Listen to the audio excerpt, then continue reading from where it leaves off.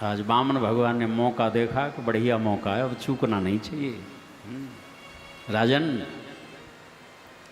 वैसे तो हमें कुछ चाहिए नहीं, परंतु देना ही चाहते हो तो पदानि त्रीण दैत्येन्द्र सम्मितानि पदा मम। 3 पग भूमि दे दो हमें। वो भी क्यों? त्रिकाल संध्या करते हैं हम, रमण में रहते हैं, जहाँ समय हुआ वहीं बैठ जाते हैं किसी के दरवाजे पर। और अधिकतर ऐसा होता है, घर का स्वामी मालिक जो है निकल के आया और देखा कि कौन ब्रह्मचारी महात्मा बैठ के हमारे चबूतरे पर बरामदे में और संध्या कर रहे हैं, भजन कर रहे हैं, और हमको उठा दिया जाता है। तुम्हारा पट्टा है जगह, कौन कोई परिचय है तुम्हारा? महाराज बीच में विघ्न कर देते हैं लोग। कैसे अज्ञानी माया सख्त प्राणी हैं, क्या वो चबूतरा बरामदा छाती पर धर के ले जाएंगे? भजन तक नहीं करने देते लोग। यदि अपनी ही 3 पग भूमि होगी, उसमें निश्चिंत होकर के बैठ करके अपना भजन साधन कर लिया करेंगे। आज राजा बलि की आंखों में आंसू आ गए। अरे ब्रह्मचारी, बातें तो बड़े बड़े विद्वानों की जैसी, लेकिन तुम कितने भोरे हो। तुम्हारी बुद्धि बिल्कुल बच्चा जैसी है, मांगना भी नहीं आता तुमसे, है ना। घंटों तो मुझे मनाते मनाते हो गए। राजीवी भये तो 3 पग भूमि। जैसे कोई नितांत गरीब हो और कथनचित उसको राजा के समक्ष पहुंचने का अवसर मिल जाए और राजा कहे भैया अब क्या चाहिए, मांग ले तू, उदारता से कह दे वो, और वो कहे कि महाराज मुझे धान की भूसी चाहिए, एक औषधि बनानी है हमें, बस वैसा ही व्यवहार है तुम्हारा। वामन भगवान ने कहा राजा देन हो तो जल्दी दो, नहीं तो हम तो फिर चले। राजा बलि ने सोचा कि 3 पग भूमि सही, बताओ कहाँ नाप दूँ? बोले कहाँ नाप दूँ? बोले हाँ। बोले तुम्हारे पैरों से थोड़ी नपाएंगे हम। बोले किसके पैरों से नपाओगे? बोले अपने पैरों से नापेंगे हम। और तुम्हारा लंबा चौड़ा शरीर है, जगह ज़्यादा नाप दोगे, हमें उतनी ज़रूरत नहीं है, इसलिए हम अपने पैरों से नापेंगे। हाँ ठीक है महाराज, आपको जहाँ अच्छी लगे नाप लो फिर। बोले ऐसे नहीं नापेंगे। बोले कैसे नापोगे?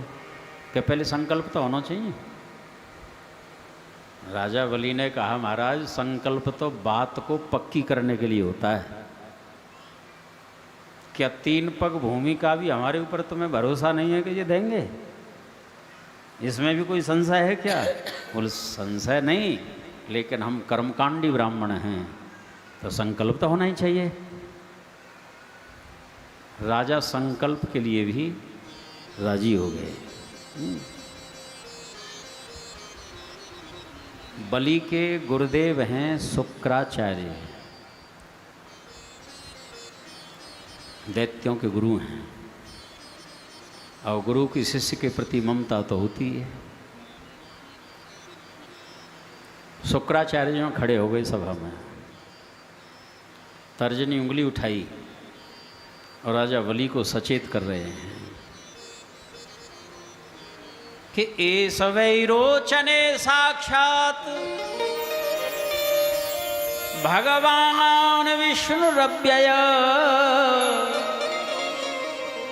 कस्य पाददितेर्जातो देवानां कार्यसाधकः। विरोचन के पुत्र हैं बलि। रे विरोचन पुत्र बलि, एषः अर्थात क्लेशः, तेरे लिए ये क्लेश है, तू नहीं जानता इसका परिचय, मैं जानता हूँ। ये साक्षात भगवान विष्णु हैं, अव्यय हैं, परमात्मा हैं, देवताओं का कार्य बनाने के लिए तेरे को छलने के लिए आया है, ये ब्रह्मचारी छलिया है बहुत, इसकी बातों में मत आ बिल्कुल भी। आज जो शुक्राचार्य ने, गुरुदेव ने ये बात कही, राजा बलि की तो आंखों में आंसू डबडबा गए। हाय, मैं तो भ्रमित भी हो रहा था कि ये कोई साधारण ब्रह्मचारी होगा, लेकिन आज गुरुदेव ने पक्की सच्ची मोहर लगा दी कि संशय मत करना, ये साक्षात परमात्मा है, ईश्वर है। आज मेरा और गुरुदेव का संबंध जो है सफल हो गया। गुरु गोविंद दोनों खड़े काके लागू पाएं, बलिहारी गुरु आपने गोविंद दिए मिलाए। धन्य हो गया।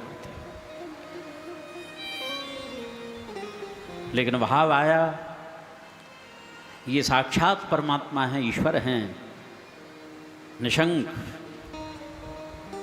तो ये तो इनकी करुणा है कि स्वयं मालिक होकर के भी अभिक्षुक बन के मेरे दरवाजे पर आए हैं। मैं वचनबद्ध हुआ हूँ, और यदि वचन को मुकर जाऊं तो मालिक तो यही है ना। हाँ? मैं तो निमित्त मात्र हूँ। इनकार कर दूं तो जो सच्चा मालिक है अपनी संपत्ति को छिना भी सकता है मेरे से। मेरे को श्रेय दे रहे हैं, मेरे को इतना मान दे रहे हैं, ये तो इनकी करुणा है, उदारता है। इसलिए अपने वचन को मुकरना नहीं चाहिए। गुरुदेव स्वयं पृथ्वी का वाक्य है, न ह्यसत्यात् परो धर्मः इति होवाच भूरियम। इस पृथ्वी पर असत्य से बढ़कर के कोई पाप नहीं होता। नहीं असत्य सम पातक पुंजा, कोई दूसरा पाप नहीं होता। करोड़ों करोड़ों गुंजाओं को हम एकत्रित कर दें तो क्या पहाड़ बन के तैयार हो जाएगा? कोटि को गुंजा।